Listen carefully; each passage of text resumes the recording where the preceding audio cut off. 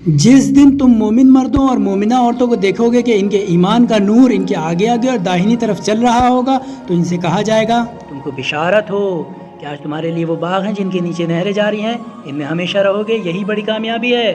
उस दिन मुनाफिक मर्द और मुनाफिक औरतें ईमानदारों से कहेंगे, एक नज़र शफ़क़त हमारी तरफ भी करो कि हम भी तुम्हारे नूर से कुछ रोशनी हासिल करें। तो उनसे कहा जाएगा कि तुम अपने पीछे दुनिया में लौट जाओ और वहीं किसी और नूर की तलाश करो। फिर इनके बीच में एक दीवार खड़ी कर दी जाएगी जिसमें एक दरवाज़ा होगा और उसके अंदर की जानिब तो रहमत है और बाहर की तरफ अजाब।